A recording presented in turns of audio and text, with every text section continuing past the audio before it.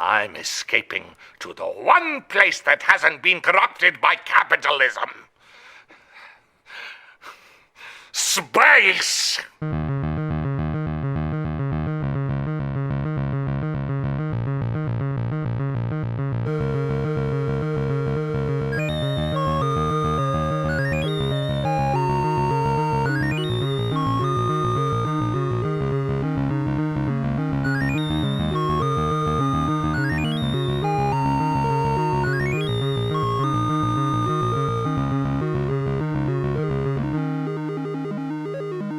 Hello and welcome to the Large and Unnecessary First Player Token podcast. I wasn't really sure what order I was going to say that in there. I had a slight stutter, yeah.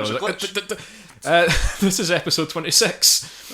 This is not the birthday episode, that's coming next week. Yeah. We're going to put a bonus birthday episode out next week, but we've got far too much actual stuff to talk about. Well, there's been a lot, and suddenly we find ourselves at the forefront of of the gaming industry. Yeah. Seeing, like, on the bleeding edge. We've gone from Scythe to the game we're going to talk the game about. that we're about to talk about. I don't know, like, you look at me and I'm like, should I announce this before? I think Chris might get annoyed if I say the name of the game. I think it's going to be fairly obvious what we're going to be talking about. It's a video game. Aye. Nobody wants to say it. Nobody wants to say it. Deus Ex. No. Well, no, I can't talk about Deus Ex just now because it's in my bag waiting to be played. What am I even doing here? I should be at home playing Deus Ex. That's the spin-off podcast where we talk about games that we haven't had a chance to play yet. Well, Deus Ex, it's sitting right in front of you there, Pawel. I want it. That's my copy, though. So you've got a copy as well, you cheeky It's sitting in there. Everybody's got a copy of Deus Ex. Euan doesn't. Anyway, we've been playing, and we're going to talk about No game. Man's Sky. Yeah, we're going to talk about No Man's Sky. Name this pie. We've actually got, this is probably going to be a video game heavy episode. There's been so much video gaming going on the past couple of weeks. Yeah. So we've got quite a few video games to talk about here, but yes, let's start with the blockbuster. Yes. No Man's Sky. Aye. Who wants to start on this strange topic? Well, it's probably not going to be me, Chris. Right. So Pawel, you've not played it yet. Do you want to start? I can start by saying I've not actually played it, and I'm going to wait until everybody else is done with it. The game gets patched up, content added, special edition released, and then I'll just pick it up for a $5. That's the plan. Pawel knows how to play the system. Actually, I'm going to correct this. That was the plan until I came over to the Large and Necessary headquarters and actually saw live gameplay, and unfortunately I enjoyed watching that. So I might just buy it earlier than I planned. Damn you all. You've been bombarded with it for the last hour or so it's, I suppose you're going to pick up some love for the game, or hatred, I don't know. No, I wish there was hatred, but for some reason it just all looked good. I've got a lot of spare hatred if you want some. Yeah, I'm counting on that. There's a lot of it kicking about. Right, No Man's Sky. So let's start. Let's talk about what it is and what it isn't. All right, because there's been so much hype around this. All right, I mean, you know that I'm the cynical one on this podcast, right? There has been so much hype about this, right? Now, I'm the kind of guy that sits down and plays a game for what a game is, right? If you go into it expecting nothing, then you're not disappointed. Okay, so I've not been disappointed by this game. It is what it is, and I'm enjoying it. Yeah. There's been so much hype around this, and like people, like I said to you, Pawel, what were the words I used? Was it the game that was going to save us from gaming? I think that's pretty accurate. That's how hype works nowadays. Yeah. Every time you get another DC film, it's supposedly a film that's going to end all superhero films. That's going to save DC. Yeah. And it's not. So far, it's not happening. It's not saving. So let's wait for another savior. So I'm not like judging. Well, the hype that we experienced before this game came out, I'm not entirely sure what people were expecting by the end of it. Yeah. By the time that the game was released, I think nobody actually knew what was going on anymore, because nobody could even see the bar anymore. Yeah. So what No Man's Sky actually is it's a space exploration game. Now, it has some elements of things like survival and space combat and trading and stuff like that, but essentially it's an exploration game. That's what it is. Would you say it has? I mean, does it have the 4Xs? No, it doesn't. No. What X is 4X games are kind of more strategic. They're strategic. They tend to be much bigger scale. This is a simulator, civilization style. But in terms of the core components, let's just get the 4Xs out again. Right, if you can remember them. So you've got your exploration. Yes, you do. So it does have that. X resource. X resource. No, that's not a thing. Right. You exterminate. Yeah? Extermination. Right. You do a bit of that. What are the other two? I can't even remember. See, this is a thing that Exploitation. Exploitation, yes, yeah, you're supposed to exploit. And the fourth one. No, has it's a- not a 4X game. Right. It's not a 4X game. Okay, right. I mean, because the emphasis isn't on the emphasis any one of is those it's things. you're one guy It's exploring an Or entire girl. galaxy. One guy or girl. Or a different gender. Or a different gender. Indeterminate gender. This game does have so many different genders in it, so we'll call rational gender, I think is one of them. So we'll say that you're a rational I like the gendered asymmetrical person. one. Asymmetric, yeah, that's another one. But yeah, you are essentially, you're just exploring. Now, the game's procedurally generated, like all these roguelikes that I enjoy. Can you say this 5 times in a row? Procedurally generated. I'm not doing that. It was a good attempt. I could do it. I'm not even boring- gonna try I'm not boring once. people listening to that by saying that over and over again, like some fucking nerd. Could be your talent, man. Could be what puts you on the map and this whole podcast. Don't dismiss anything. What was I talking about, Pavel? You were basically explaining what the game is. Pretty much. This game is a single algorithm, and all the other stuff which is fairly basic added to a very impressive algorithm. Is that right? You could say that. You could say that. But basically, yeah, everything is just completely randomly generated, and it's done actually quite well. Okay, now people have criticised it. People have said, "Oh, this is just weird." There's the apologise video, which is fucking hilarious if you can find it. Seriously, just type No Man's Sky and apologise into YouTube, and it'll come up. It's hilarious. And I mean, just like people just criticising the fact that, okay, this is just a random mishmash of stuff. Right, Pavel's having a fit of the giggles now. That's how Sorry, I good the saw video that is. bit. But actually, compared to some other games which like randomly generate things, No Man's Sky does it quite well. In fact, it does it very well. Depends on. Yeah, I've seen it in action. It does what it's supposed to do. Yeah. Most of the time, when you get games that procedurally generate stuff, it's going to be within very tight constraints. Yes. If you, one of my favorite games of this type will probably still be Invisible Ink. Yes. And all it does is it's gonna generate your enemies, your layout of rooms and stuff you can hack and steal in those rooms. There's a very, very tiny amount of factors that it's going to have to calculate, whereas the algorithm in this game is gigantic. I'm sure this is a word. Gigantic, yes. Gigantic, yes. Gigantic Studios. Those. Gigantic. So it's the scale is what this game The scale is supposed to be incredible. about. So you're talking like, billions of stars, quintillions of planets that you can explore, okay? And they all start off as unexplored. You're put in a random part on somewhere on the outskirts of the galaxy, I believe. And, if you find a planet, you can name it, you can upload that name, and it's called that forever in the game after that, which has had some hilarious results for me. Have you so far encountered worlds discovered by other players? And in fact, I'm pretty confident that I went to a system and went onto a planet, and when I was moving towards that planet, it hadn't been discovered yet. And when I got on the planet, by the time I tried to upload that planet, somebody had discovered it, which meant that somebody was on the planet at the same time as me. But even if you actually encountered them, you wouldn't have seen them. Right. As such. So there's something going on. People are calling it a bug. I'm not entirely sure. I haven't looked into it. I'm not sure if this is a bug or if this is deliberate. Yeah. The people that make the game are kind of being a bit about it. Because there is no actual player avatar. Somebody you can't actually. a player you avatar, can't see but anybody. it's just a room or Yeah, you can't see anybody, but you can see the effects of what they're doing, I think. Alright. Well, definitely, if they name something, you can see that, obviously. But you can't actually just run into somebody. So if they're in the same space station as you, you won't be able to see them. That's a strange point, that, and I suppose it's another symptom of the weird kind of reception that this game's had, that people are saying that that's a bug, and even though that hasn't been explicitly said by the studio, like the people are just going, "Oh no, that's a bug." I mean, that's mental behaviour. Oh yeah, but that's gamers for you. Yeah, but true. that's again that's coming back to expectation. So this is what people expect. They expected a game where you've got this like Elite Dangerous, where you can basically see everybody, you can attack them, you can interact with them, trade with whatever. But You almost said penis there, didn't you? I almost say trade with penises, but I didn't.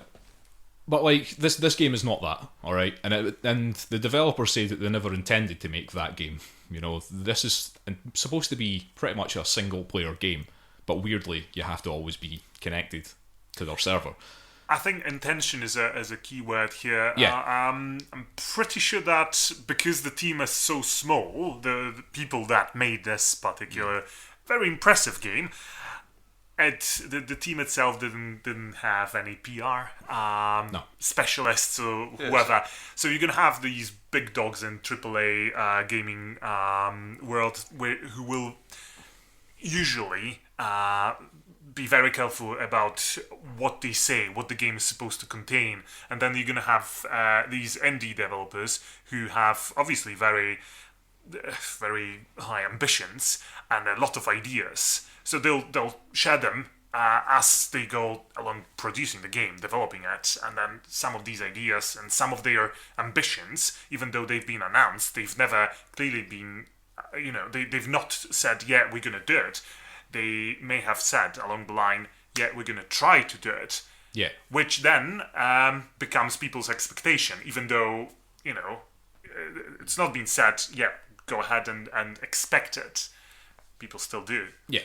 Well, I mean, you're saying it's a small company that originally I think developed it's 14 people or something like this. Yeah, and they sort of parlayed that into a bigger release. But I mean, like the stuff that's sort of that is in it is I can tell you what I sort of assumed it would be, and everybody talks about scale. No Man's Sky is this huge, unending galaxy and almost infinite, quantity and quality of possibilities. But you don't ever actually experience scale unless you really just zoom out of that galaxy and think about all the places you'll never actually even manage to visit. I mean, I think the thing is that I am getting a sort of sense of the scale, and it's more a sense of the scale of like the universe that we live in, sort of thing. Because you can't wrap your head around it. You terms can't of really physical space. No, you can't. But like when I showed you that galaxy map there, and I was just kind of moving across the galaxy very sort of slowly, and all these, there were still hundreds of stars on the screen or whatever. And you can go to every single one of these systems. They're all the stars that you see, you can go to them, and that sort of gives you a sense of how enormous this is and how enormous the universe you live in is, and how insignificant you are. Yeah. So what you're saying is you can actually simulate a proper spiritual path towards discovery of your inner self as you play this game. Yeah. I mean, you can give yourself a proper crisis if you want.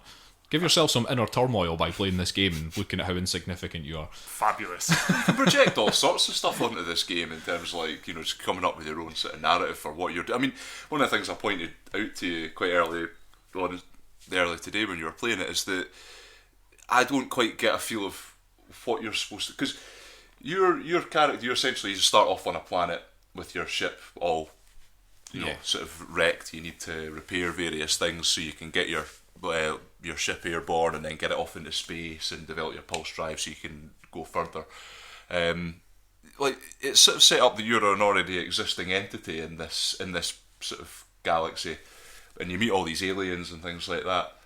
What I can't understand is how your character doesn't know how to like speak to any of the other aliens and things like that, and also how it is that you have discovered these places when there's already aliens kicking about on them.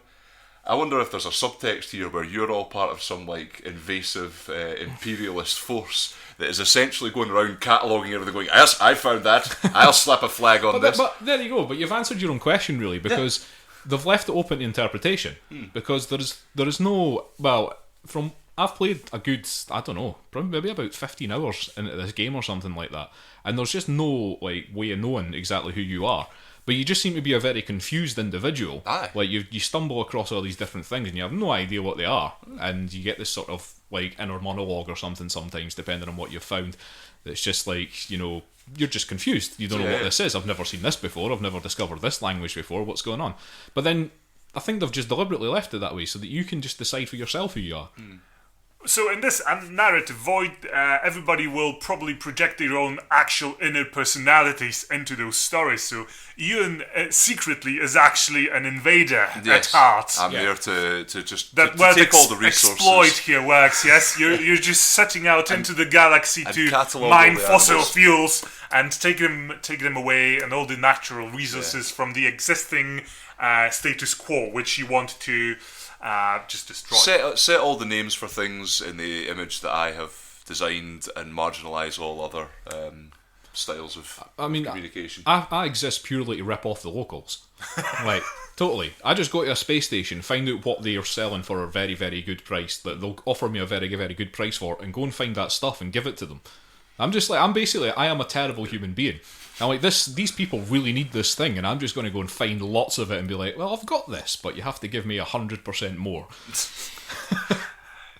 That's how I play the game. Well, if you get a sandbox game, that's most of the time just about the freedom of where to go or which quest to pick up. If you actually get a sandbox game that gives you freedom of creating your own story in your own head, that's got a bit of an RPG vibe to it. Oh, yeah. That's probably why you're drawn to it then. Yeah, I think I so. have just plugged it in rather skillfully, haven't I? You have. Are you going to write a novella when you play No Man's Sky? Well, think about it. Yes. No, but I've seen you play it, and I can see the appeal to it. I still think that when nobody's watching, you're just walking around those planets and pushing dead carcasses with your laser. Because that's what you do. I've seen you play Deus Ex just so that you can pick up an unconscious person and drop them off a roof so that people on the street level start panicking. I thought that was what Deus Ex was all about. It can be, although it's not a... Because you can do it, you might as well do it. It's not a sandbox, but it gives you the ability to do it, yes. It's like when I was doing that earlier in No Man's Sky, pushing the corpses of aliens around on the planet with a laser. I mean, I did say that I should probably start up a TV series of me just playing games, just to show people how it's done. How Chris plays games. We can all learn Episode 2. something from It's a Chris. very unique quality, yes.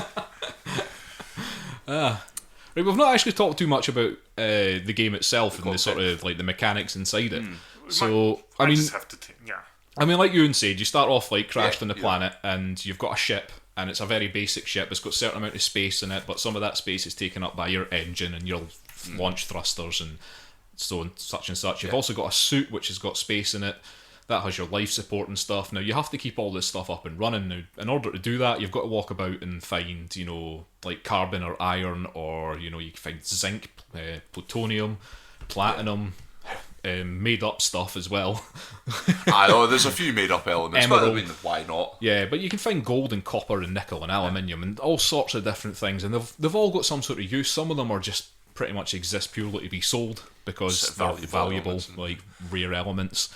But like you can wander about the planets, you can fly about in the planets, you can find different little outposts and stations and ruins and all sorts of things, and you can go to these things, you can learn more stuff. So you might go to an outpost and find a blueprint for something for your gun that'll cool down your mining laser quicker so that you can mine for longer.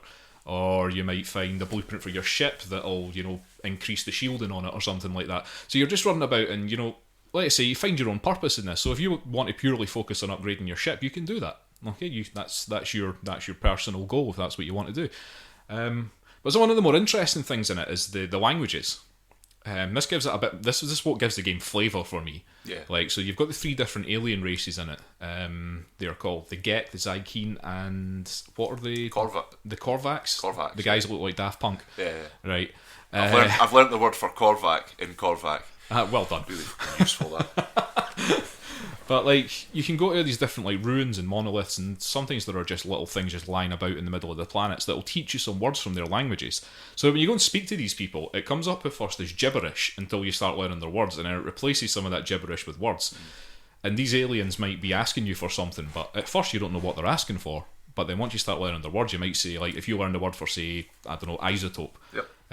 They might say isotope, and you can see that they're asking you for something. And if you know the word for isotope and they say that, you're like, well, I'll give them an isotope, and then they might give you a blueprint or something like that. So you just kind of build up your knowledge of these people. I would point out a game system nicked wholesale from Final Fantasy X. Nicked wholesale. Wholesale. Well, let's move on to something else then, because I just want to say that No Man's Sky does nothing new. No. All right. Now, people seem to think this was going to be the next big thing in gaming, as the hype that was going around. Like, there was going to be something incredibly new about this game, but there's nothing new in this game. There is nothing new in this game. Like, somebody asked me the other day there, what is the survival element in this game? And I just say, well, there isn't really one. They've just kind of borrowed survival elements from other games, sort of thing. And it's really the survival element is just keeping yourself afloat. You're not going to die. You don't have to eat. You don't have to find water or anything, or build a house, or you're not going to get attacked by zombies. It's nothing like that. And you don't really feel a lot of pressure over those survival elements No. that you do have, unless you really do something stupid, Yeah. or kind of like bugging yourself up in some way.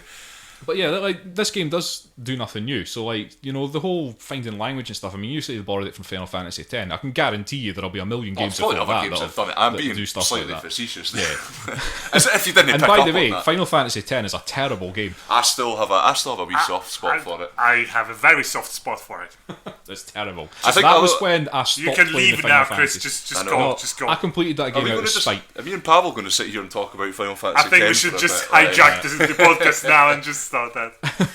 I've got the pause button here. Aye.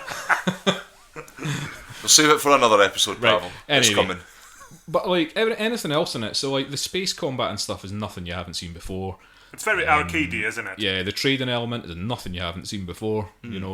But one thing that you can say about this game is it is fucking gorgeous. Like it is such a good looking game. Pawel you were pretty blown away when you saw it actual live, didn't you? Like It's front of you. quite pretty. As much as I'd rather look at photorealistic textures and whatever Uncharted 4 and stuff like that. The sheer variety and alien landscapes and this game, if you get into the into the sort of graphics that this game has, then you just keep getting enchanted by every new sight that you're presented with. yeah. Yeah. I mean, there's nothing like that when you And then you get to see the duck dinosaur. Oh yeah, Duckosaurus Rex is still one of my favourite animals I found.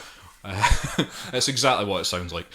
Now, Euan, going back a bit there, when you sort of landed on the moon for the first time, you first went to a moon, and then you look up into the sky, and there's just this huge planet bearing down on you. I was blown away by It's that. like it's incredible. That's the sort of thing that will keep me coming back to that game. I think if I'm going to play it, it's you can.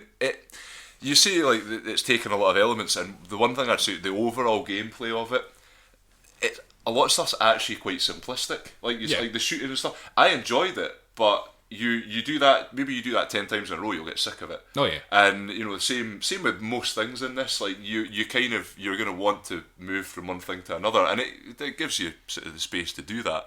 But I mean, I imagine there'll be a lot of people that have played, and I know you played Elite Dangerous and things like that. They'll be playing that played those games and going like, oh, this isn't doing, but they're a more complicated version of that. What they've done, I think, quite well here, and this probably ties into the whole marketing aspect and the backlash to it, is that they've taken something that is slightly out there and put it into the realm of sort of like the AAA gaming, and this sort of comes along every so often. I think. Like the example I always dredge up is XCOM. Yeah. That who would have been able to go to ahead of some fucking EA or Ubisoft to say something. No, what we need, what the public's crying out for right now is a turn-based strategy alien combat game. But that worked. It was really well, and it captured the public's imagination. So stuff like this now and again is the kick in the arse that maybe the sort of the mainstream gaming industry needs. I'm playing devil's advocate. You are playing devil's advocate. We should I have think you're can quite we have right. a devil's advocate sound drop for that, by the way? Just some public domain jazz will do Okay, nicely. right. I'll put that over the back. But When you I- start speaking, I'll just I'll get some public domain jazz.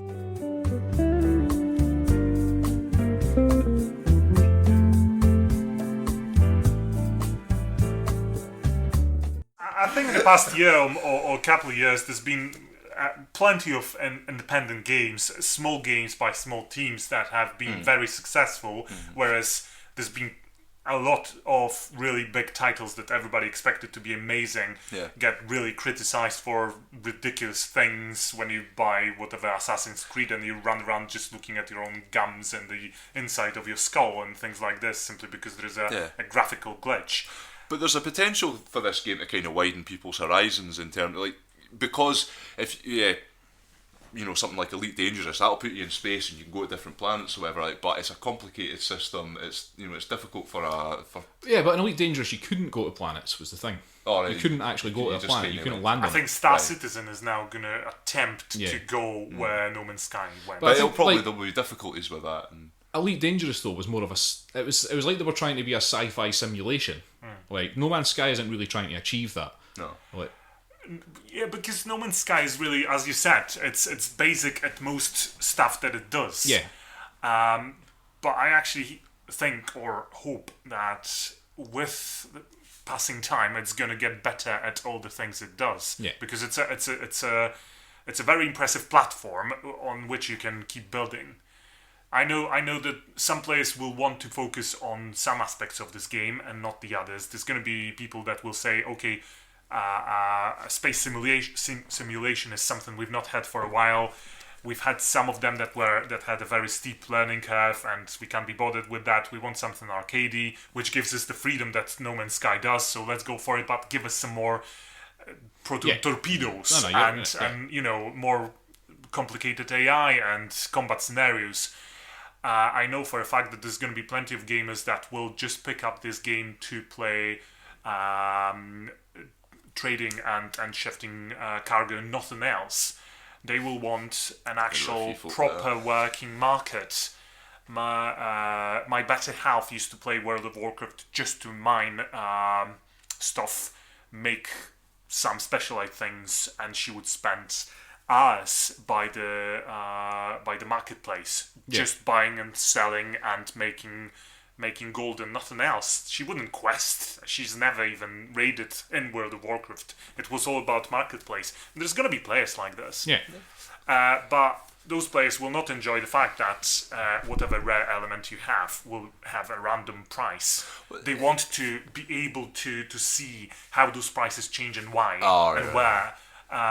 Because this is the gameplay element that keeps them coming and wanting to, I suppose, find their own strategy for picking up the stuff that matters and selling it where it matters and things like this. Elite Dangerous had something kind of like that as well. Well, exactly. They had a bit of an economy thing going on. Well, that's the thing. Like, I mean, you'll probably know, but does No Man's Sky have anything like that, or is it's just pretty kind much all of random? yeah. You go to a system and it's like there's randomly like 2 or 3 things that they will pay lots of money for if you have it, and it's just not really completely based on random. anything. It's based on nothing. That's my point. That's This whole algorithm is an excellent foundation, but they can now they will now build on top of it more impressive and more focused gameplay systems.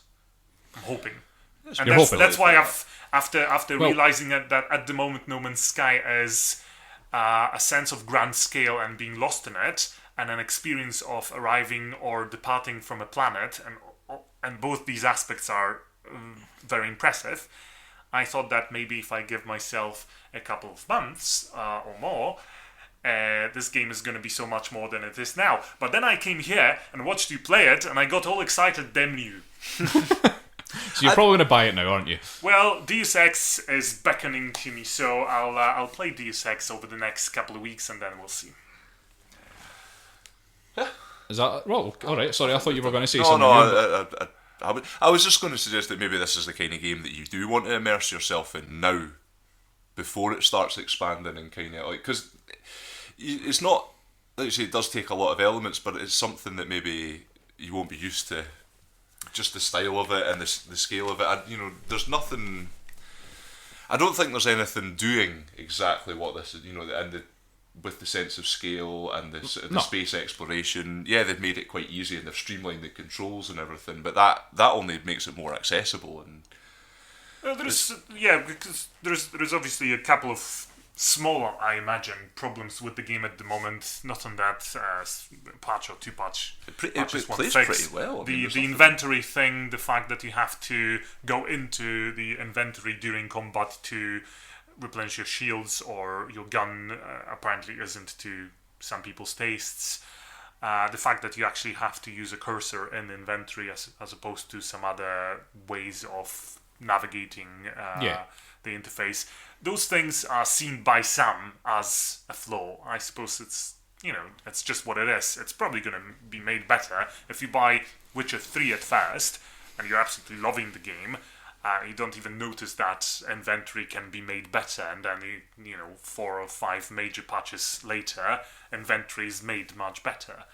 Well, the inventory thing is a bit of a driving force in the game, just in terms of you just never have enough room for anything, so you feel compelled to kind of go on, get slightly better suit, get a better ship. Getting better ships is probably seems to be the biggest.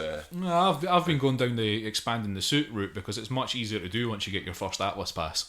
Oh, right. But basically, my suit's got much more space than my ship has somehow. So, anyway, well, that's been a good half an hour's chat about No Man's Sky. Well, so I think it's probably time to wrap that one up. Well, it's parallel with the scale of the game, yes. Yeah, I mean it does. Yeah, it does. I'm not saying it doesn't deserve that. It does. Because I mean there has been a hell of a lot of hype around it, and it is actually a good game, and I'm actually really enjoying it. It keeps pulling me back. So I mean I've basically played very little else since I got No Man's Sky. So yeah, exactly. So there's going to be people that will say, okay, this is the 3rd day, and I'm doing the same thing, mining for stuff to replenish various things that I'm missing or that are depleting in my exosuit or the ship. And there's going to be other people who will actually enjoy this element. This game is not for everybody, yeah. No, I'm definitely not for everybody, and probably a lot of the people that have been moaning have been the people that have been like, oh well, that'll just buy any sort of big hyped game that comes out and then wonder why they're disappointed with it. Yeah, it's not for everybody, like you say. But definitely it suits my taste. But me, I like a survival game. I like these randomly generated games because I like to see what nonsense it creates. And No Man's Sky has got a lot of nonsense in it, a lot of nonsense creatures which just have had me in fits of laughter at times. Well, they're always they're the ones you feel most compelled to name as well. Yeah, of course, and you've got to name them after your friends as well. Right, so that is No Man's Sky, and that is by Hello Games, who you're right is a 15-man team. 15-man /women /asymmetrical. Asymmetrical, yes. I would suggest that maybe asymmetrical gender something like the xenomorphs from Alien. No, possibly. I don't know, man. They look fairly so if I encounter anything that says it's asymmetrical, I'm getting the fuck off that planet. Like, right. So let's move on then. So Euan, you've been playing what I would now consider a classic game, but it's fucking excellent. Yeah, came out a few years ago. Yeah, Binding of Isaac. The Binding of Isaac. That's been out. That's 5 years old now. 5 years. All right. Yeah. Almost exactly. Aye. And it's one of your favourites. It's a roguelike. Yeah, it's a roguelike. I guess that's why you enjoy it so much. And it's a nicely contained roguelike as well. Yeah. So there's only a few floors, and you just get on. It has an end. It does. Yeah, it has a fixed end, but it's not an easy end to get to. I'll tell you that. No. I have yet to complete it. The basic premise is it something that we should reveal now, or is it something that? But it's at the start of the game anyway. Well, I mean, anything at the start of the game you can talk about, I suppose. But essentially, you're just a wee laddie. You're a wee boy. You're a crying little boy. You're just a crying little boy who's escaped from his mother, who's gone insane and tried to murder him, into a sort of basement fantasy land. That's shitty. And it is intensely creepy. Yeah. The vibe of it, the whole aesthetic, the whole sort of setup. I mean, once it drops you in there, you're just getting on with it. But like, yeah, there's a weird sort of like dream state to it. That's there's a potential that you've probably already been murdered, and that you're just living through this kind of weird purgatory. All right. There's lots of strange biblical references and things like that. Lovely. And you essentially you get dropped into this. You start off. Your tears are your weapon. You're a little boy just crying, firing tears at things across, and these weird. I'd hesitate to say zombie creatures because that would simplify them too much. I had a nightmare a while back that I've been trying to actually base some weird like horror writing on and stuff like that, and this feels like very much like what that dream was, and it describes it a lot better than I've been able to. Like, it is like the creatures that you sort of fight, these strange just gaping mouths. Yeah. You've got some of them grinning, some of them. You do wonder like where this has come from. I mean, I don't know. I was always a bit confused as to whether you were actually inside Isaac's head and him having nightmares or something, or if it was inside his mother's head or something feel like that. It was all childhood just really nightmares weird. and It's all based on a biblical story that I don't know. So, Aye. Well, at the start they bring the whole thing out. It's the original sort of Abraham thing where God tells him you must sacrifice your child, and Yes. he's like, I'll do that as a test of faith. And essentially that's the basis of it. And you're kind of going through that, and it's basically. Yeah, it's kind of looking at it from a very skewed angle, Yeah, and it's set definitely. in a sort of suburban house essentially. But Ewan, we get to the point. It's fucked up. it's fucked up. It Man. sounds so. It's fucked up, man. It's trippy. Yeah, essentially, it's some trippy shit. You go and you fight the 7 deadly sins as well. Yes. They're sort of minor like bosses either that appear, bosses, aren't they? and there's certain things that can make them appear. Now, one thing I discovered, because I'd fought pretty much all of them, and what I did was basically you go through each sort of level. So you start off as the basement, and then the basement 2, and then the caves 2, and then there's the depths. So they get harder as they go, and there's more sort of rooms to go into. And you can pick up keys to get into locked rooms, and there's challenge rooms, which I think you see. They're usually a grate over them, because usually what have happened is I've not realised that it's there. If you go out of that room that leads into them, basically you have to go into them immediately, or you lose the opportunity. And just like you can make deals with the devil, sort of sometimes like a little devil door will appear, and you can go in, and that'll give you weird sort of weird abilities. Usually reducing your health, but giving you some mad. But some of those abilities are insane. But they can be quite good if you get them early on in the game, and then you can still get your health up by getting the sort of bonuses when you eat bosses. So you can make yourself like ridiculously hard, but it's all random. It's totally random. I mean, I've found I've played through this game dozens and dozens of times, and there has been some playthroughs that haven't lasted at all, and mainly it's because the random pickups that have been generated for me have been terrible. Well, there's one. There's like a bionic eye thing. Yeah, but there's so many of them. There's so many of them, and but I remember like there was one playthrough where I was basically just walking into rooms, and I had sort of certain pickups, and I'd made so many deals with the devil that I was walking into rooms, and within like half a second, everything in that room was dead. Like it just got to the point of just being crazy. Yeah.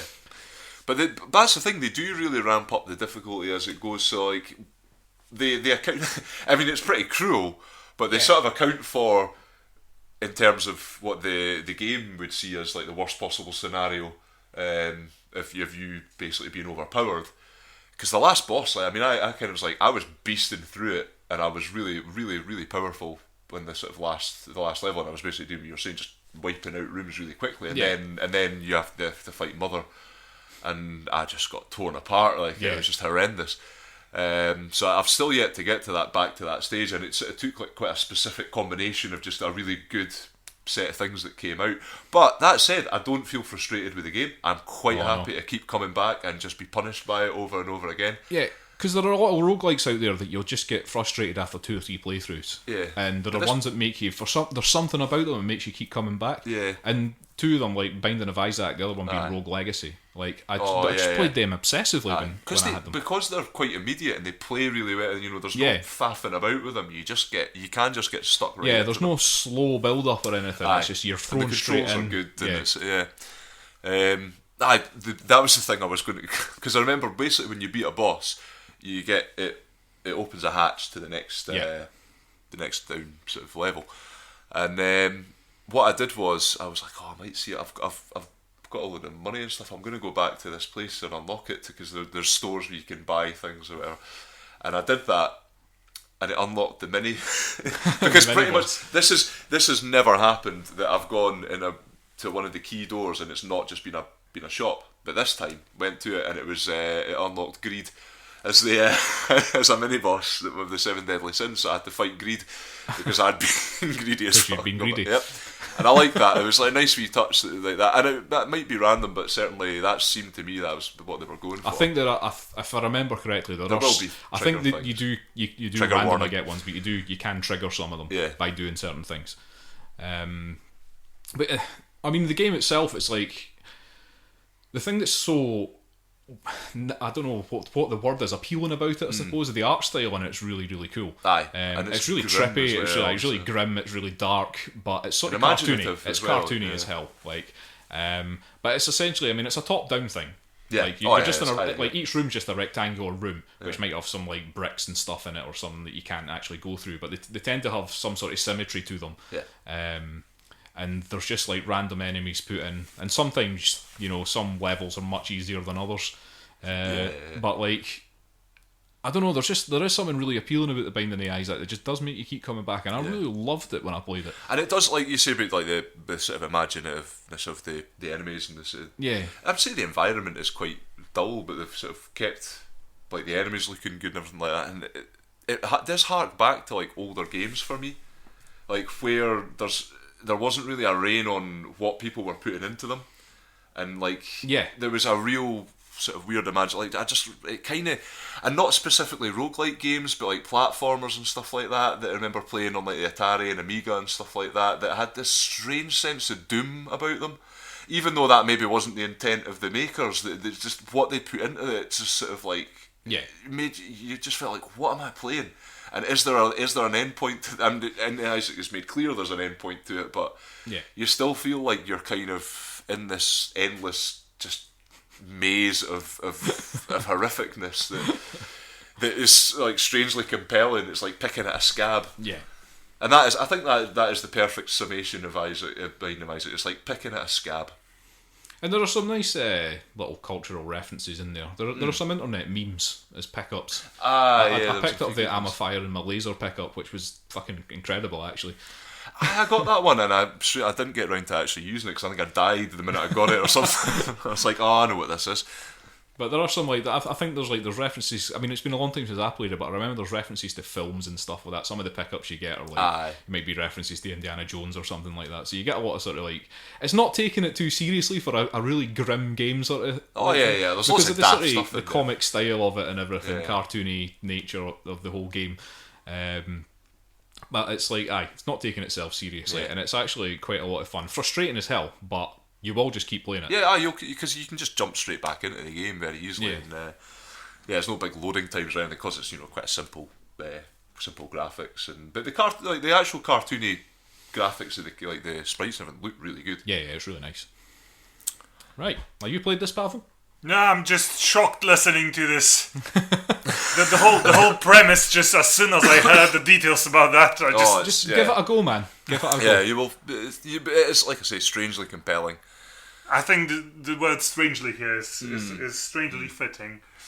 They did a complete remake of the game as well, which I don't have. And you played the original as well. So they played the Binding of Isaac. They made the Binding of Isaac Rebirth, which they released on PS4 as well, and Vita, and then in fact they brought it out on Xbox One, Wii U, and the Nintendo 3DS. So it's on all the platforms basically. This game now. So. This will be one game though that I think I would probably be a bit annoyed just because I've actually I actually really like just the simple keyboard controls. The keyboard controls because you've basically got four, your up, down, left, right movement and up, down, left, right firing, which you can use independent of each other, and it's it's a really nice, simple little interface. Yeah. Right, so that's the Binding of Isaac, designed by Edmund McMillan. Yeah. On his own. Bit of a palate cleanser. Edmund McMillan and somebody called Florian Himsel. But Edmund McMillan did all the art and everything like that. The music in it's quite good. Yeah, actually, the music's really nice. Composed by a guy called Danny Baranovsky. Okay. But yeah, really, really good game. Check that one out. It's good fun. Now let's move on a bit more. And Pavel, hello. You have been playing an old game, but a remake of an old game. Yes, but listening to all this Isaac Binding thing made me realise that I've also played Inside. And it might be a good follow-up, because it's also a creepy game about a wee boy. Okay, right, well, let's go for that then. Let's go for that. And we'll save your other game for next Yeah. week. Mid-flow. Why not? Right, Inside.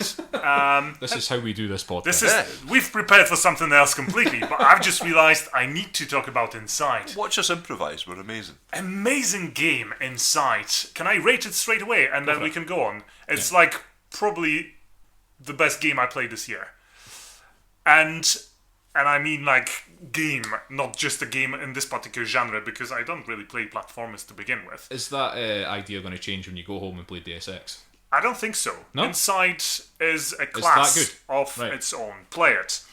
Right, Inside is a spiritual successor to another game called Limbo. Both these games have been made by a company called something. Let's see, it's called Playdead. And it's just a bunch of really crazy but also genius Danes, I think, or Swedes. Apparently, if you mistake a Swede for a Dane, it's not racism at all. Right. Okay. I think the Swedes. That's what I've been told. I think the Swedes get more offended than the Danes do. Yeah, from what I've been told. I was informed that there's no offence either way. You just get, probably kicked in the nuts. All right. Right. Carry on, Lithuanian. That works. What Limbo was, Inside is, and so much more. Yeah? Limbo, for those of you who've not picked it up or attempted it, Limbo was a very grim, almost black and white platformer with essentially 4 or maybe 5 control buttons. So 4 of them being directional buttons for your movement, and potentially, I can't remember, there may have been an extra button for action. Maybe not even that. And Limbo was a very cheery story of a nameless little boy, probably somewhere in a limbo or other horrific realm. I think trying to find or save his little his little sister. Yeah, I've never even completed this game because it just demolished me emotionally. I couldn't stand it. The feeling of how fragile your character is and how dangerous and grim the world around you is. It just got me. I couldn't continue. You would all the time you would drown, or some monstrous spiders would impale you, and you could see your character just dying in so many different horrific ways. So a cheery game then. Inside is made in a very similar way, but they've taken almost every aspect of what Limbo was, and they've just built on top of it.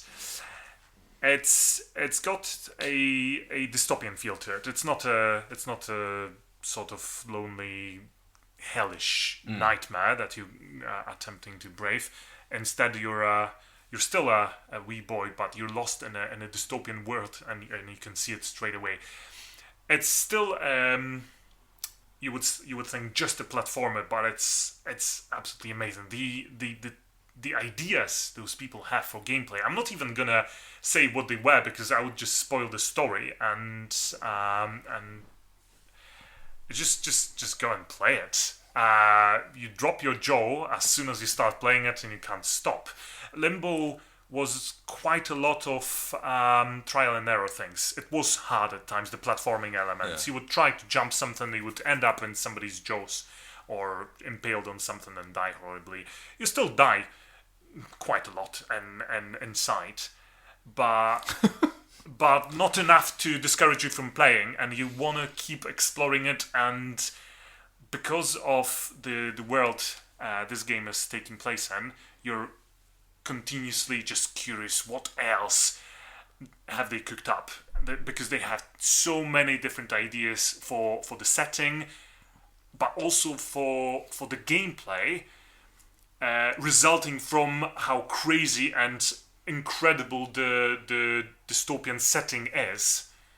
You get brilliant game with just 5 buttons. I couldn't believe it, and it keeps surprising you even when you're just about to finish it. It still keeps surprising you. One of the best games this year, definitely. That sounds pretty cool. I mean, I played a bit of Limbo. I don't really remember very much about it, but I definitely played a little bit of it and remember being quite frustrated by it, I think. There was just some, like... Because there's some puzzly elements to Limbo, isn't there? Am I thinking of the right game? Yeah. And I just remember getting to certain bits in it and just being like, I have no idea what I'm doing here, and there's only one button. Well, exactly. I've not... I'm not a very sort of smart player when it comes to things. I don't like getting frustrated in games. I just pick up a walkthrough if stuff is taking too long. Yeah. I didn't have to pick up a walkthrough for insight. So this just means that the game can be beaten by anyone. But just it sucks you in. Yeah. The way they made it. You complete it once and you probably will never play it again simply because You've seen it, you've experienced it, you know the story. You might want to play it again just to see it again, knowing what the whole thing is about. Even the title of it cannot be fully explained after the first walkthrough because it could mean so many things. Right. Okay. A brilliant game. Okay, interesting. I have heard some stuff about it, and people were saying that it's really, really good. I think IGN gave it 10 out of 10. Yeah, I've heard some people saying that they thought Limbo was better, but I've heard a lot of people saying that they think Inside. I think Limbo is. I think Yeah. Limbo is bare bones compared to this. All right. It's probably a lot harder. The setting is very two-dimensional compared to Inside, but also in terms of gameplay, Limbo is a trial and error platformer, where this one just keeps surprising you with all sorts of things that can be done in a platformer. Okay, excellent. Right, so that's Inside, Yes. which is by Playdead, who are Danish. Not Swedish. Not Swedish. They're not Swedish, they are Danish.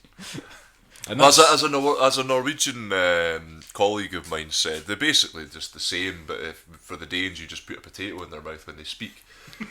Oh, jeez. Is there any culture or country that we haven't insulted on this podcast? I'm just taking my cues from the rest of the Scandinavians. They all look down on the Danes. This isn't something I'm just making up on the spot here. This is true. Speak to a Norwegian or a Swedes or a Swede. A Swedes. But just for the record, we think Scottish people are arseholes as well. We're all dickheads. That's for balance. I don't know, I quite love the Scots. That's some quality BBC style balance. Yeah, there, thanks, man. Just like perfunctory. Oh, we'll just. We are the BBC. We hate ourselves too. Yeah, that sounds about right, actually. Yeah. Right. So let's move on. So I'm going to talk about something because I finally got back to PC streaming last week after the whole Uncharted fiasco. I finally stopped being depressed about that and decided to do some PC streaming. So I decided to fire up a couple of games, but I'm going to talk about one of them here. I might actually play some more of it on stream, but we'll see. So I'm going to talk about something that's called Human Resource Machine, which is an amazing title. What an exciting game. Oh, yeah. Right? Now, when I saw this title, I thought, this is for me. This is for me. This sounds like the kind of tongue-in-cheek nonsense that I like. Alright, now, I was not expecting what it was, though. So I picked it up because I knew it was a puzzle game. I knew it involved some sort of like numbers and shifting things around, but that was it. I was like, I like puzzle games. This looks quite amusing, you know. They're just kind of taking the piss a bit here. So I picked it up. Turns out, right, this is actually a visual programming thing. So, you know, like basic machine code. You know how you can tell a computer if you're going into basic machine code, you can say add these two numbers together and you get this output. This is basically what you're doing in Human Resource Machine. So you're just this little guy, okay, who starts off on the bottom floor of this like block, this office block, and basically you're trying to work your way up. That's what you do in companies, yeah. That's what you do in companies. Through processing. Now, what happens is that you've got two conveyor belts. So you just see an office floor from above, and you're standing there, and you've got two conveyor belts. One that says input, one that says output. Now you can take the input, and then at the side of the screen you've got this little sort of notepad thing, and you can put programming things into it. So like your boss that's sitting behind his desk will say to you, look, I just need the numbers from the input thing to go into the output thing. So all you need to do in your little notepad thing is go input to output, and then you can press play.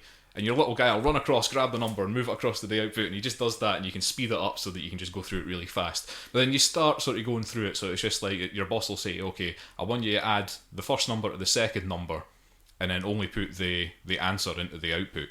Okay, so you can do that, and you've got some space on the floor, so your boss gives you some space on the floor for storing some numbers. So this is basically memory.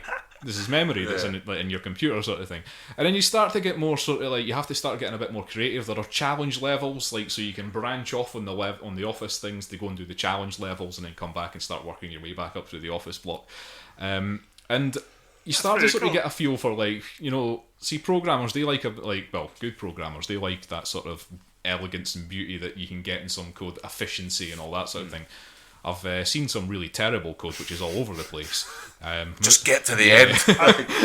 I think the general idea is that somebody else's code is always ugly. Your own code is always neat. That seems to be the refrain of most books. In Human Resource Machine, they've kind of got it so that there's generally one really efficient way of doing each level, okay, and they'll say to you, okay, you can do it in this many things, so you can go back and play the level and try and like whittle your thing down so that you can like get it so it's done in as few steps as possible, or you've only put so many commands in, you know, that sort of thing. And quite a lot of the challenge levels will really push you on that, but you get to a point like you start to see where like that feeling that you get when you do something so efficiently.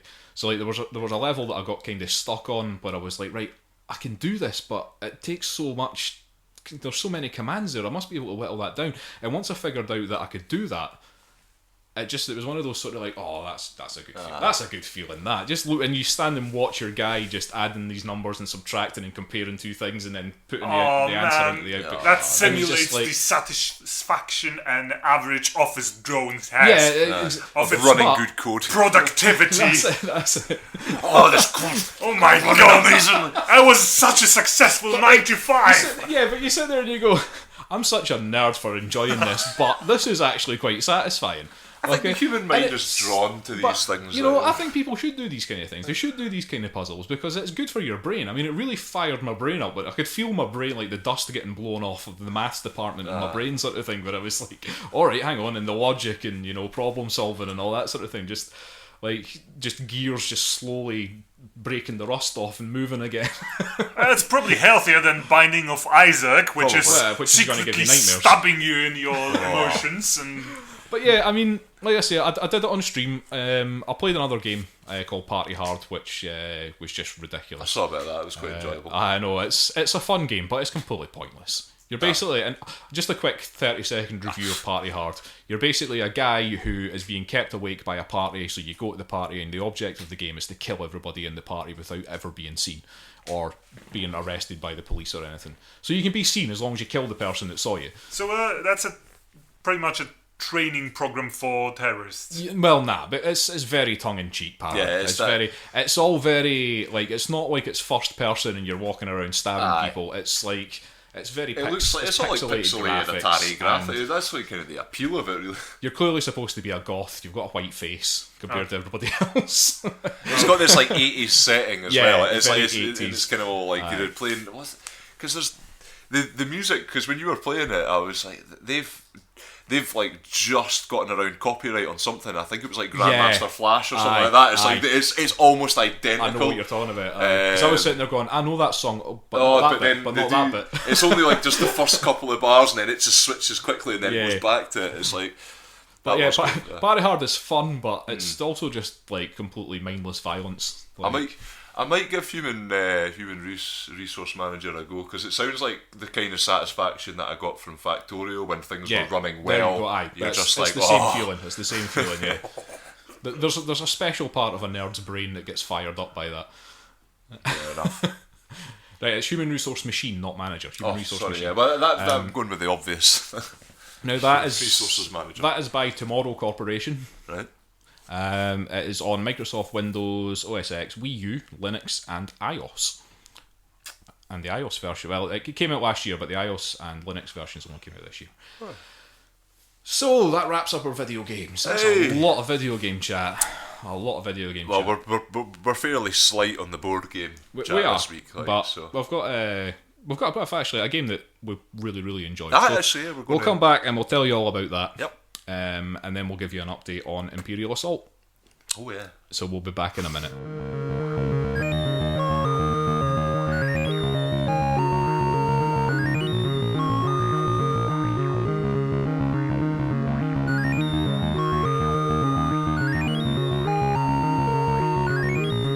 We're back. Yes, we are. You have returned. That was a very sinister "we're back," Pawel. I'm sinister in general. I feel sinister. It's your Eastern European accent, though. That's just... Everybody knows that an Eastern European accent is sinister. I was just going to say that Britons and English people in general are supposed to be villains. Yeah, in American films, yeah. Eastern Europeans are just henchmen. Essentially, the East is where evil comes from. Okay, well, yes, that's true. Yes, Yeah. That's, I mean, to the Japanese, you know what they think about the Americans. That's true, actually. I mean... Evil travels in a Western direction. It does. I mean, in Lord of the Rings, it all came from the East. East, yeah, it travels west. but that's the reason Tolkien put it there. Yeah, that's true, actually. He did get accused of some form of racism, didn't he? Well, as I've always said, you can say what you like about the racists, but at least they've got Tolkien and Lovecraft. I mean, what have we non-racists got, eh? That's true. Eh? Everything else. We got nothing. Oh, excellent. Right, so if we're here to talk about evil things, let's talk about alcohol then. Okay, so Pawel, you are The teetotal. great evil.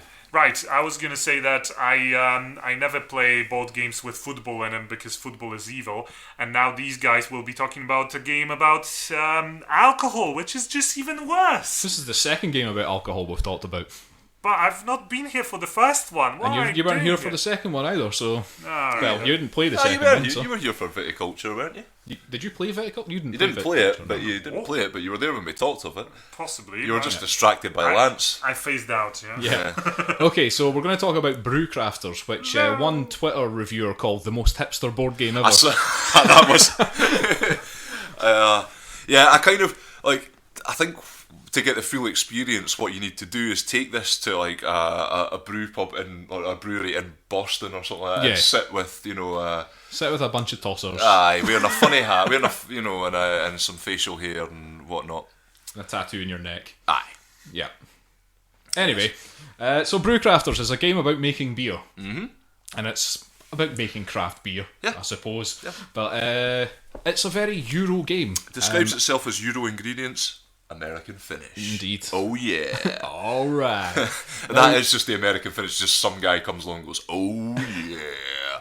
This game is basically a bit like it's like a farming simulator almost. Mm-hmm. It's got that same feel as like Agricola. Well, when you mentioned Agricola when you got it out when we were about to play it, because we kind of just randomly chose it, and that the comparisons just became more and more evident as I played the game.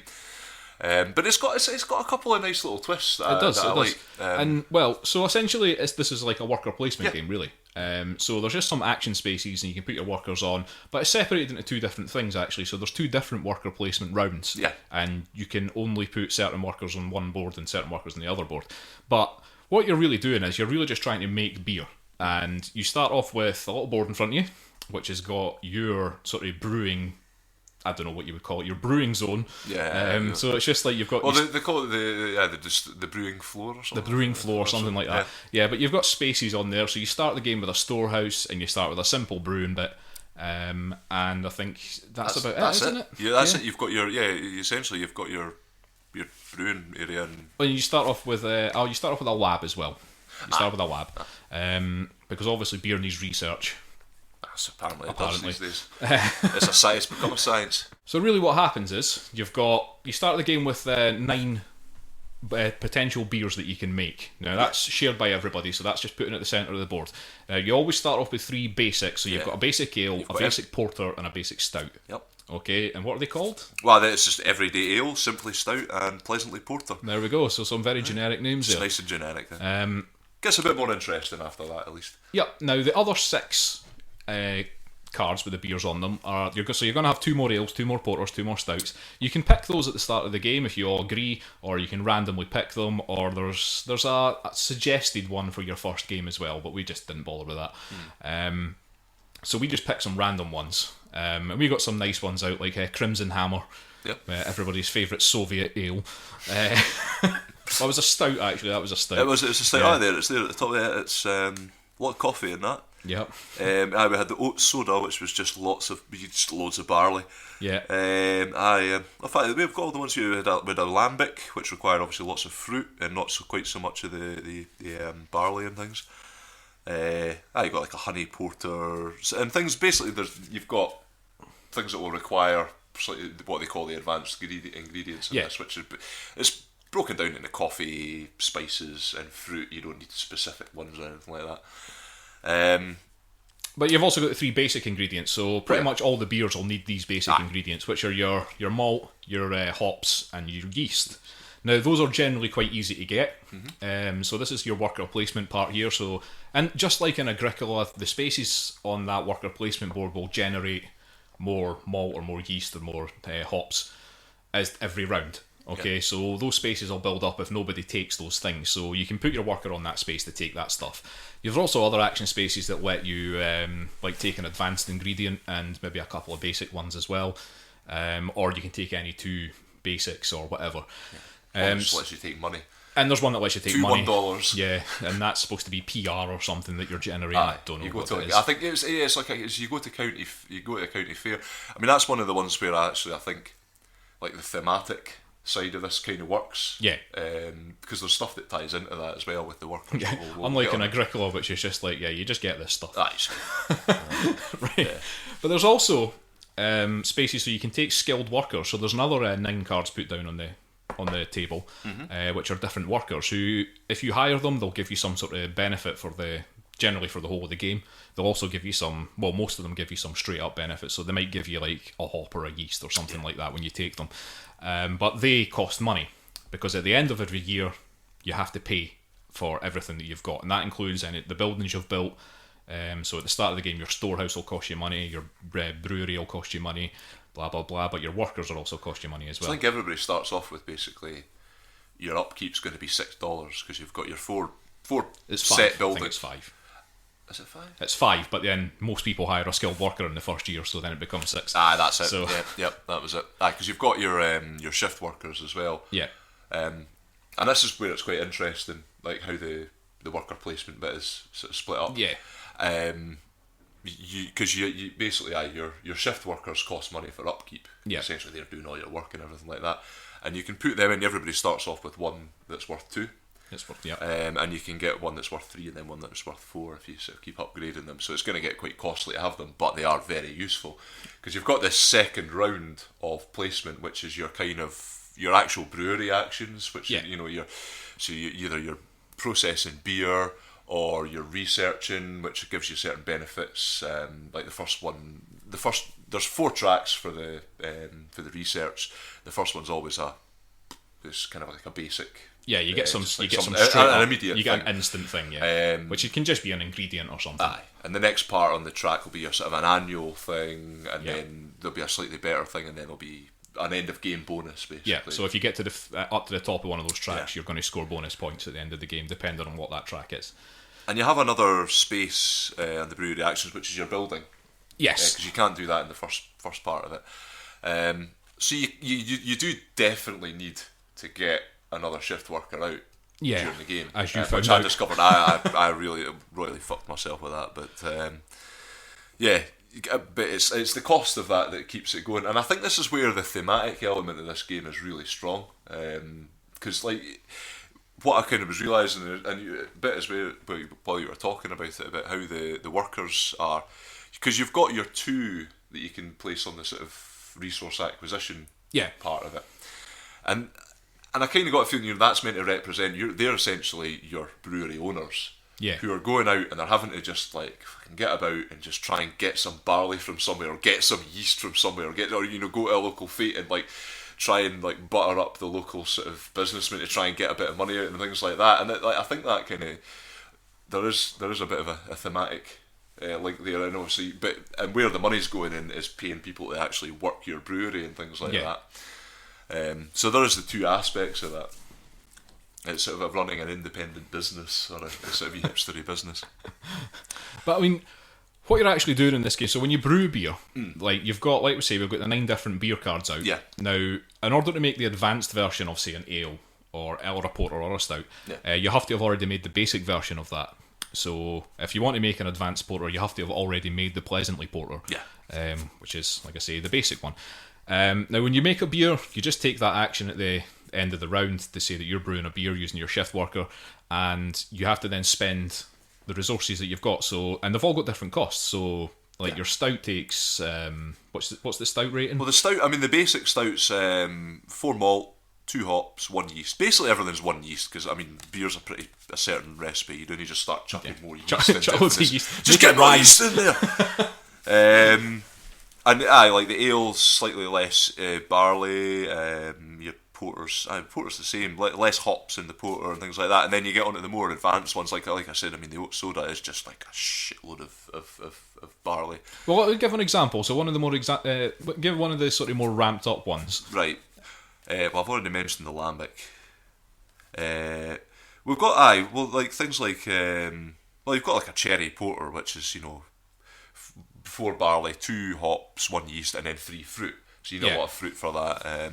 There's ones that just maybe need 1 because it's just like a minor ingredient or something like that. Like you've got coffee, which is there essentially, like in the Crimson Hammer. Yeah, it requires 2 coffee because it's a dark stout or something like that. Now, so what we should point out though is that selling your advanced beers, you get the same money for that as you do for selling the basic ones. So they're all worth the same. You only get $2 for it. The thing is that it's the points that you get. Prestige. So once you've brewed your beer, once it's finally been, you have to go through a process. So you can't just brew a beer and then you instantly get the money for it. Yeah. You have to take the brew action, that puts it into the brewery.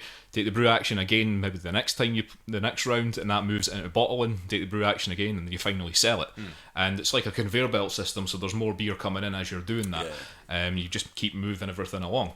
Now, so you have to keep brewing essentially. Like. So you basically, the pressure is on you to keep brewing because you need to keep making money. You need to keep getting the points, and you really want to be the first person to brew each of the advanced ones as well because you get bonus points for that at the end of the game if you're the first person to make it.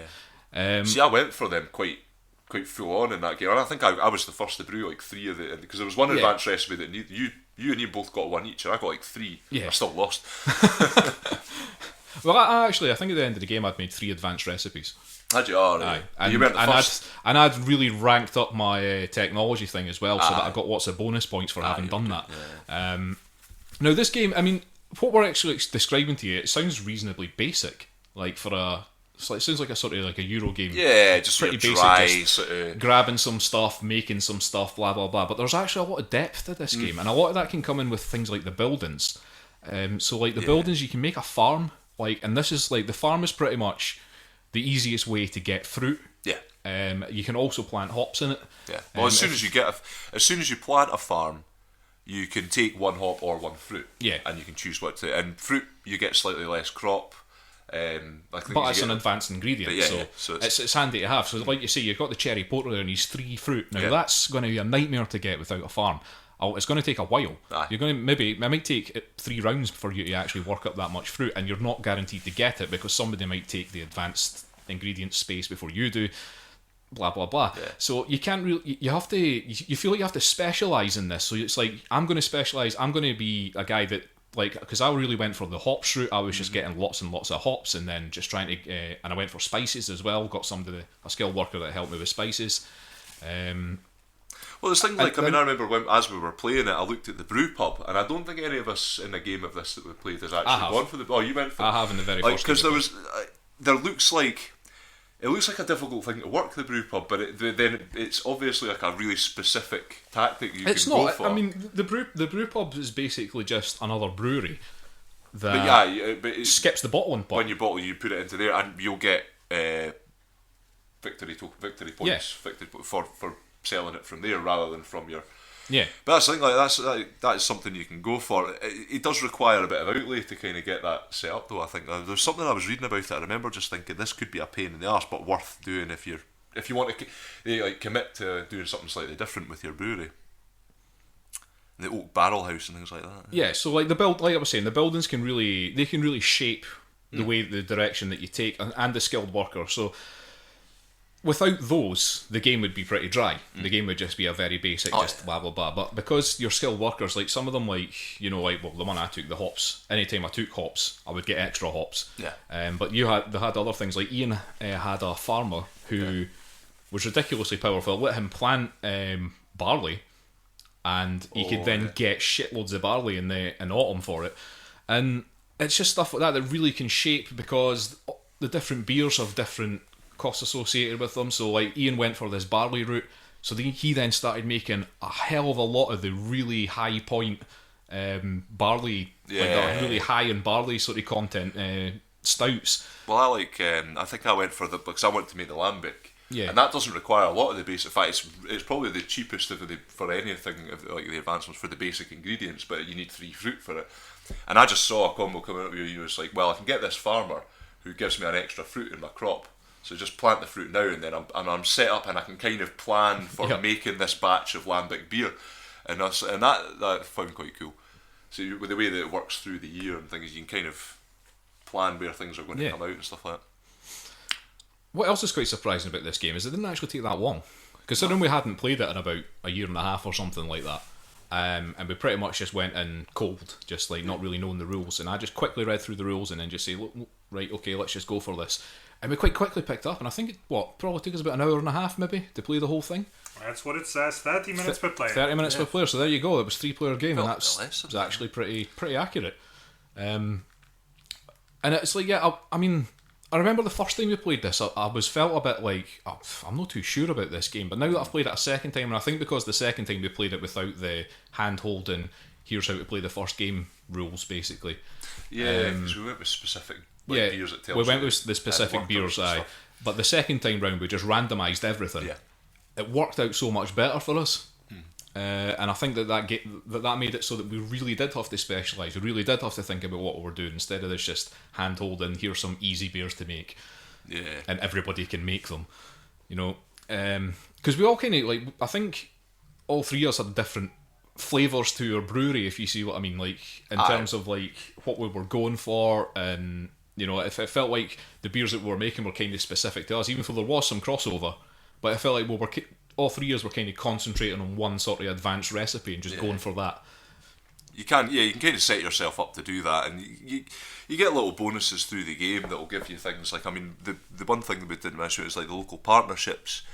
There's a couple of them that will basically give you. I've got them here. I mean, it's like, you know, you can convert a basic ingredient into coffee anytime you want. They basically, most of them seem to give you spices or coffee. They're both pretty much the same, so you can turn your basics into spice or coffee and things like that, but then that's something that only you can use, and you can kind of like go, well, I'm going to hammer out loads of coffee beers or like spicy beers on it. That's right, aye.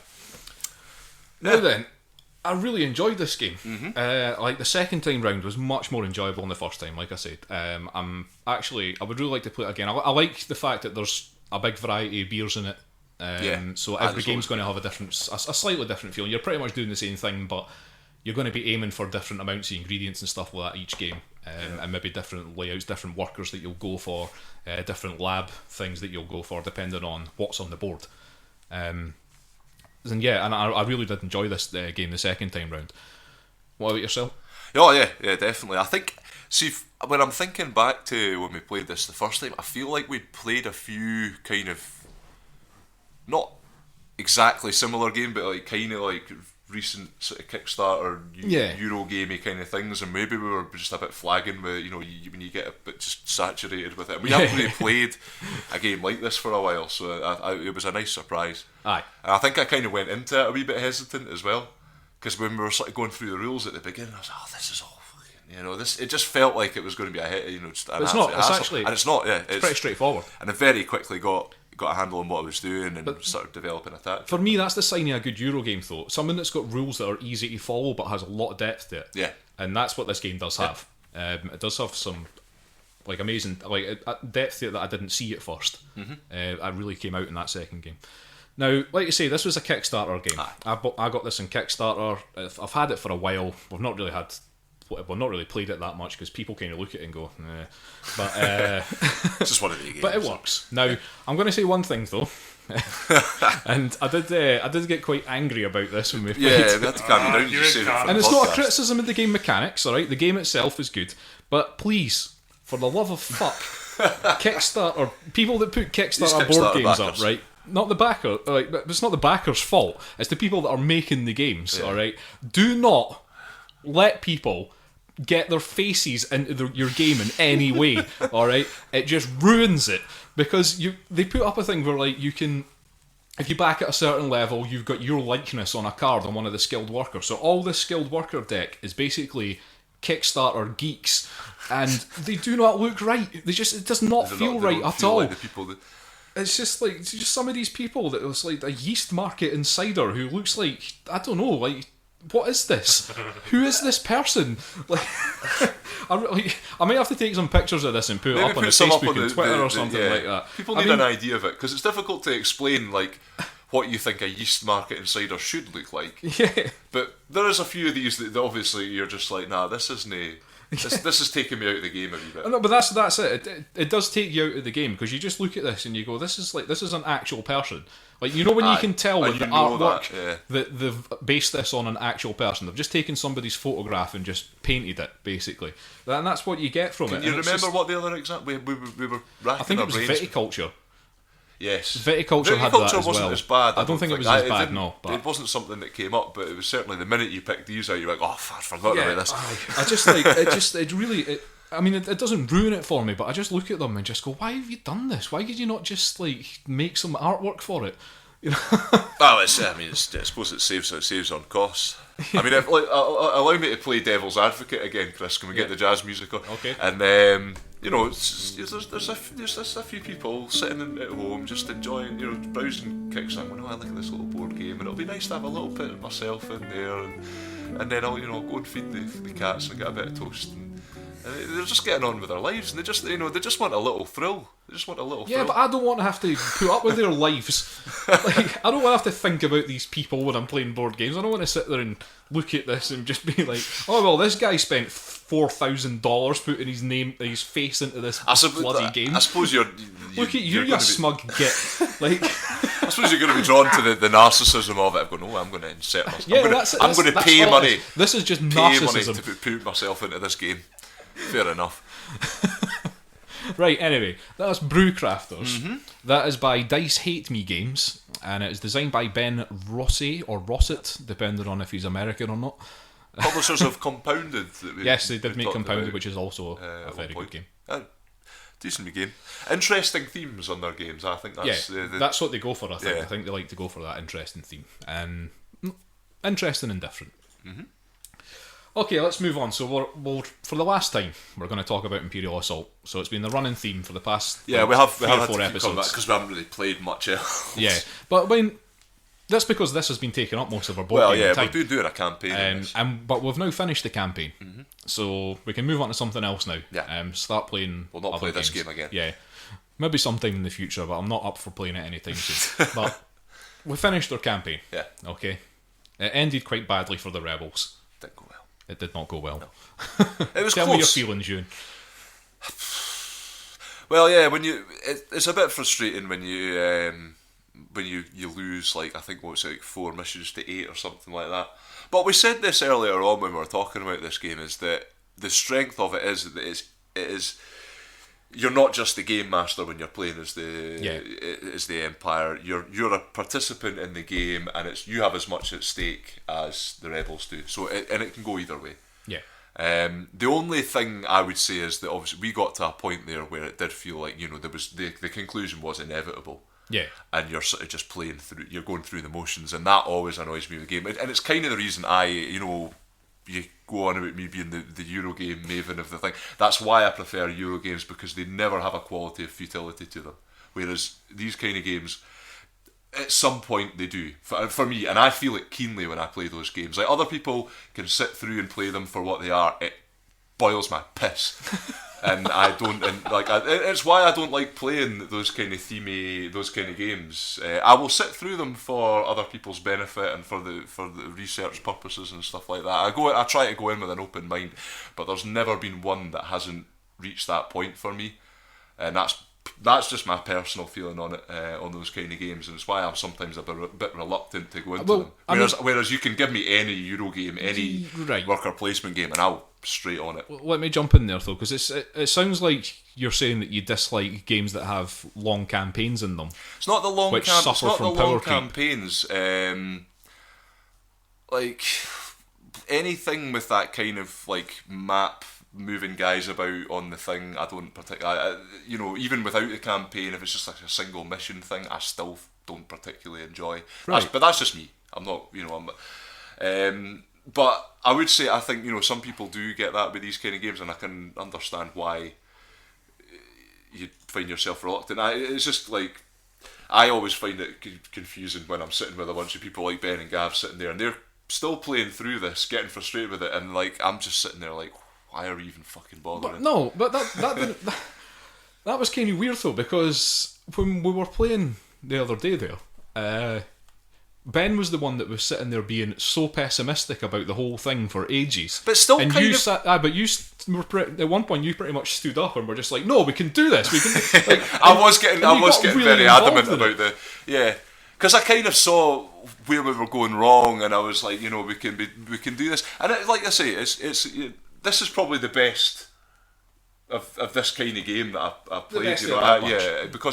Because everybody's invested in it, and you can still to some extent enjoy it, even though maybe things seem like a foregone. Because I mean, in the last mission, we were like, okay, well, there's an obvious objective here, and we got to the point. We got through all the sort of progression points, and then we came to a point where we're like, okay, we've got to kill this one guy. It's not going to be easy, but at least we know what we've got to do, and we just need to go for that. And at that point, actually, that was quite energising at the very end of the game. Where you're kind of like, all right, well, let's just go for this, sink or swim. Let's just fucking do it. But there were points where you do just feel that futility sort of creeping in. Right, but was some of that futility because I was being a bastard? Well, obviously, because I was filling the corridors with guys. But you were playing. You were playing on the tactic. You knew what you were trying to do, and you knew what you and.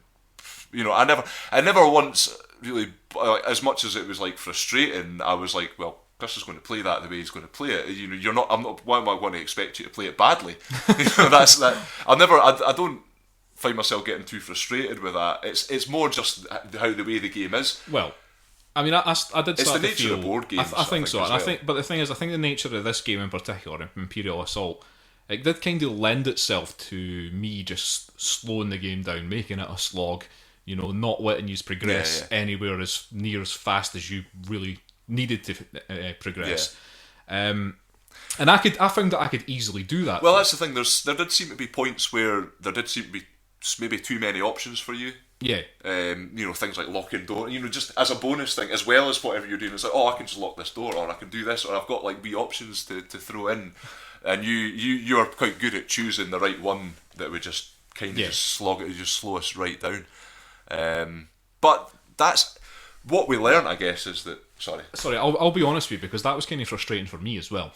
Because there was like a lot of that game, like I wanted it to progress. I wanted you guys to move through. I wanted you to get somewhere. But then I was like, but if I let that happen, then I could easily lose. And then my only choice was to slow the game down, and that was still frustrating for me, even though it worked massively in my benefit in terms of winning. It just felt like if that's my only option, I have to do it, but it's just like, it's making the whole thing drag out, and that is a bit of a sort of complaint for me, I think. Mm-hmm. Well, I suppose if we'd been pushing you a bit more in the early missions and you were behind, you might have been. I felt compelled to do slightly more creative tactics, possibly, and things like that, or certainly that need to kind of bog us down and play that one specific way would have been more interesting for you, because you know what you're up against, and you're really being challenged. I mean, obviously we just didn't get. I mean, what I learned playing it was, there is a way to play as the rebels, and you need to get into that. And I think you were the one that really got the hang of that, and you spent a lot of time just basically. In fact, you were repeating yourself, and that you kept saying we need to run to the objective. Yeah, we need to get there as fast as possible. Yeah. But you also need to you need to kind of be ready to stop at the right times, and the resting thing comes in like that, and it is a difficult game for the rebels to play. And I don't think we made too many like blunders and things like that in terms of like teamwork and stuff like that. It's just that maybe we needed to be a bit more, we need to stop trying to kill something sometimes. Because your natural instinct is to try and bear down on something. If something's moving, right, well, I've got to kill that. We've got to clear this out. Sometimes it was just go, just run them and run, and deal with things as they come. And because you can get through. You might have to. It might be a big sacrifice, but you can get through a corridor of stormtroopers if they're completely blocking it. You just have to run.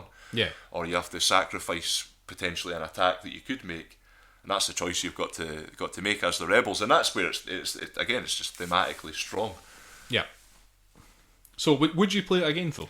I would actually, because now knowing what I know, I'd like to play through another. I actually kind of would quite like to play through another campaign at some point and see how, because there's certain things you come away with going, and that's the strength of the campaign in this as well, is that it's quick enough to play that you don't feel like, oh, I'm never going to play that again, I'm never going to pick that up again.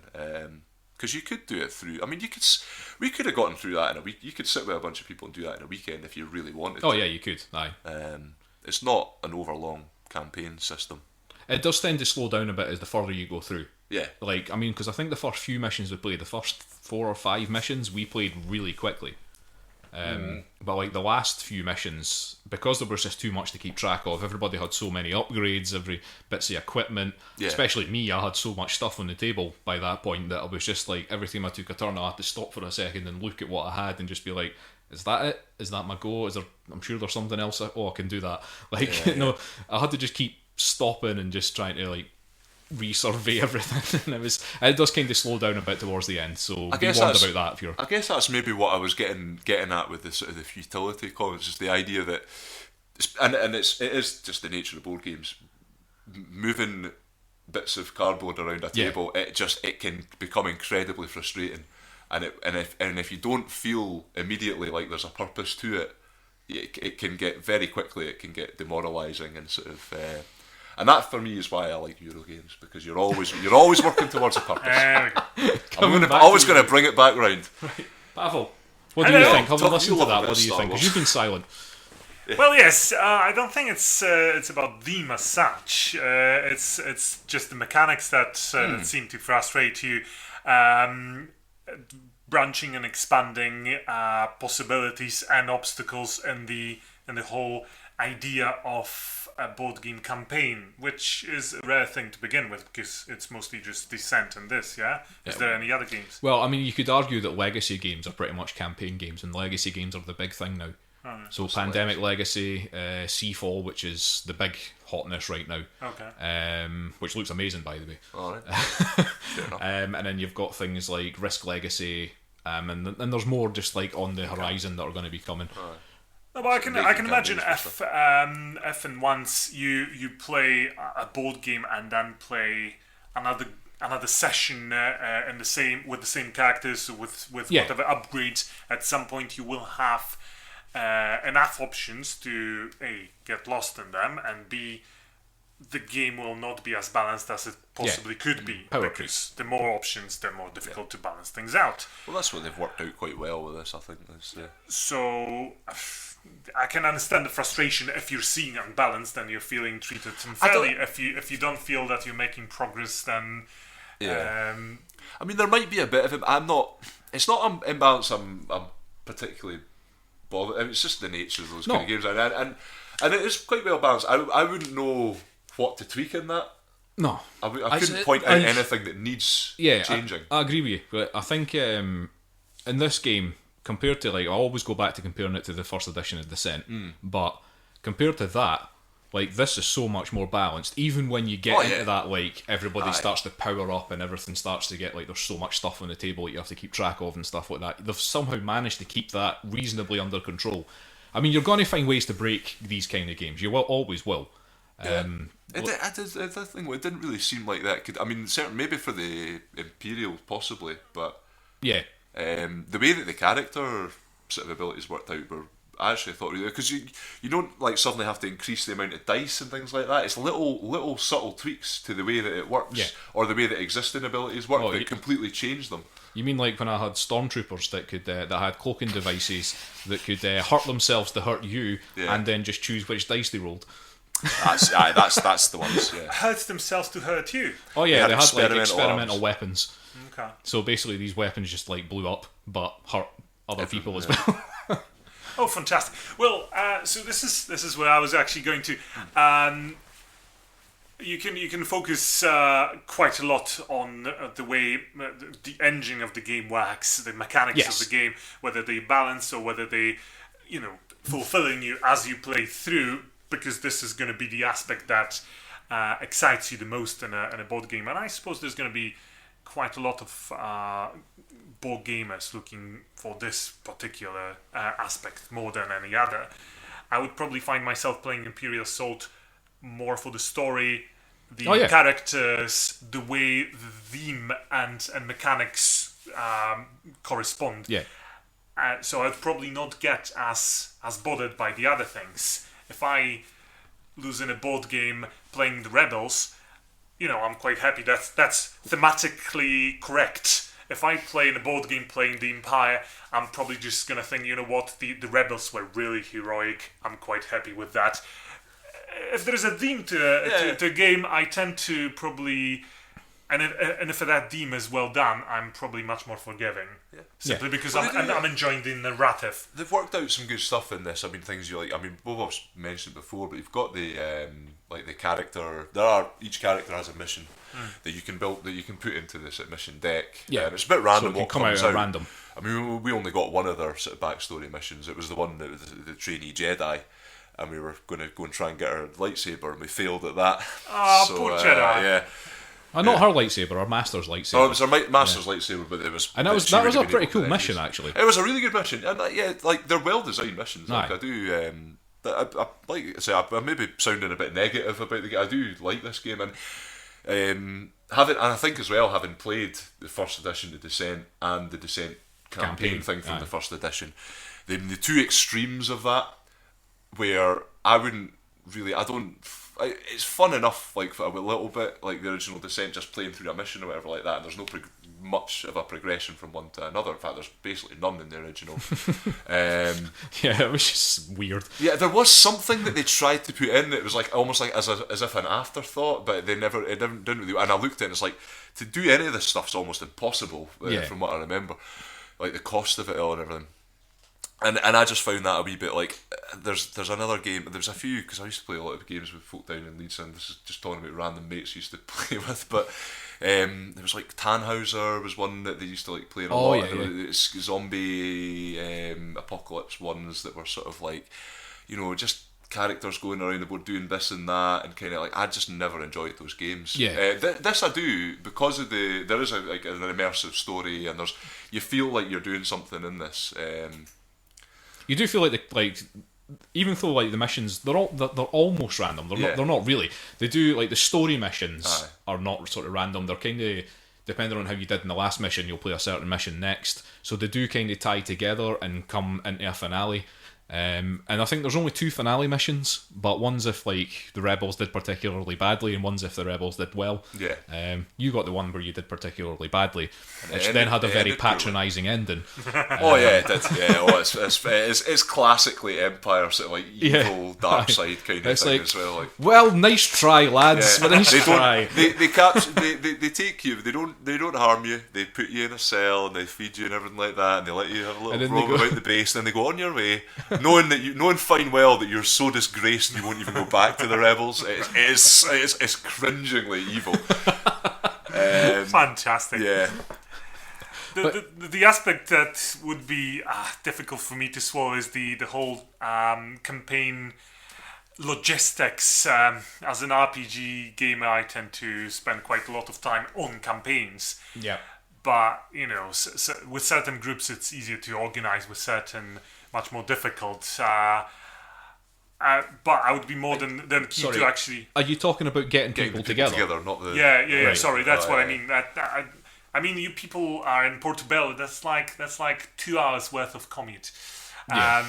But if we were to meet at some point in the future for a proper weekend of playing one mission after another, I'd be quite happy to do it. I mean, it feels like it's a really basic thing to say if you're playing a campaign thing, but you do need to have reliable people. Exactly. All right? Do not start this game with the flaky people, or somebody that goes on 15 holidays a year or something like that, because you're never going to finish it. Yeah. All right. Yeah.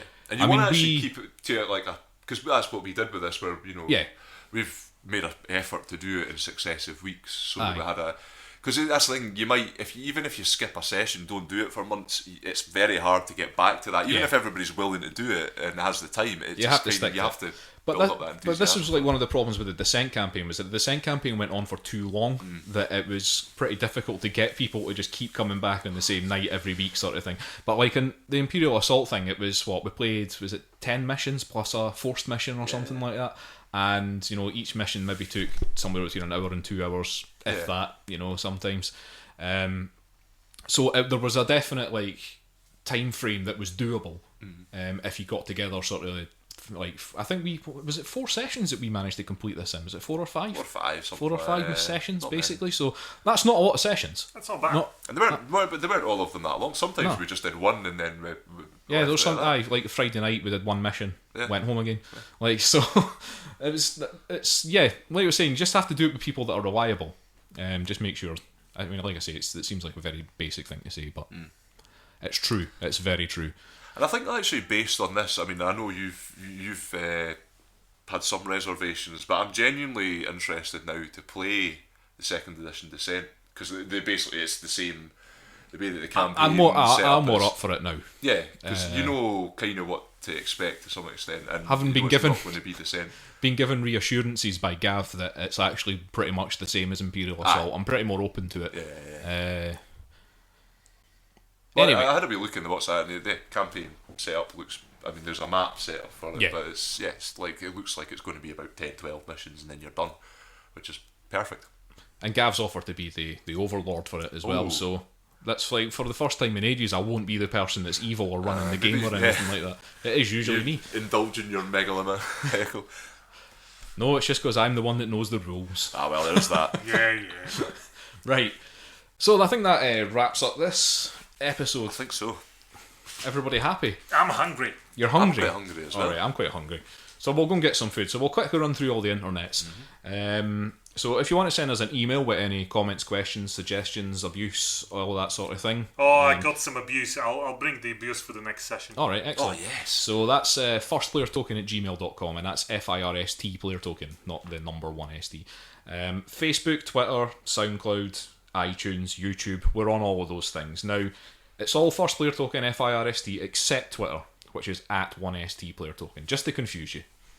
Do you want to say your bit, Euan? Once player player token. Sorry, I wasn't even going to bother. You'd phased out of it there. I was going to let him reel off the things. Once player token for Twitter. It does help. I People am remember that. I am streaming again on Twitch, so that's Unnecessary Chris if you want to find me there. And we are part of the Podnose Network, which is a network of podcasts. Various entertainment-based podcasts about film, TV, music, comics, other strange things. Yep. Entourage, which I don't count as anything. There's some satire there as well. Yeah, a bit of satire. And there's the podcast about podcasts. Yes. So check Recent that one out. interview with Tom Sharpling I'll be meeting to, but that's for another time. Thanks know for why that I little brought that up. conversational Yeah, aside there, you. I can't help myself. Oh, Right. and as well, there's another YouTube video up Oh today. yeah, there is. Today being the day we record it, not the day we release it, so that will not help anybody. But it's up. Yeah, it's up, and that's Mansions of. No, it's not. It's Elder Sign. Elder Sign. Elder Sign. And the Scythe video is also up now. Yes, it is up now. It was a couple of days later than I'd originally promised. But that's because we're very trustworthy. Send me abuse. Yeah, Go on, come please ahead. send you an abuse. Yep, so that's it, episode 26. Next week we will put out our special birthday episode. Big bumper birthday bonanza. There will be cake. Yes. No. Thanks for listening, and we'll see you next week. Bye. Bye. Bye.